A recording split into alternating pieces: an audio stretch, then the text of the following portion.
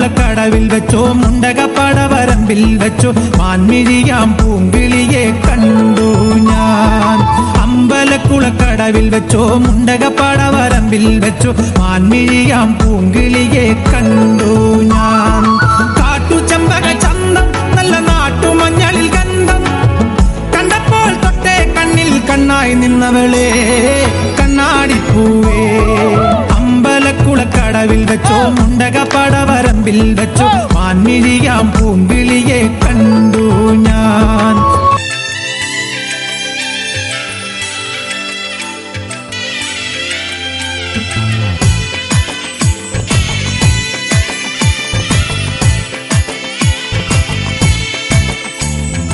ഒന്നാനാം അമ്പെടുത്ത് രാമനയണ നേരമതയോ ലങ്കേശൻ രാവണന്റെ നെഞ്ചിലിടുക്കിയായി.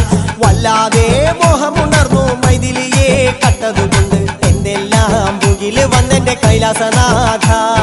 പൊന്നുമകൻ മേഘനാഥനും സോദരനും സർവരും ഇന്ന് തന്നെ വിട്ട് പോയതല്ലോ കാലപുരി തന്നിൽ.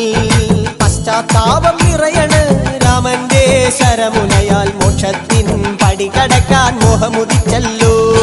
കാത്തരുളൂ ശ്രീരാമ പരമരുളൂ ശ്രീരാമ പ്രാർത്ഥന കേൾക്കാനിരിയും വൈകരുതേ നീ. കാത്തരുളൂ ശ്രീരാമ പരമരുളൂ ശ്രീരാമ പ്രാർത്ഥന കേൾക്കാനിരിയും വൈകരുതേ നീ.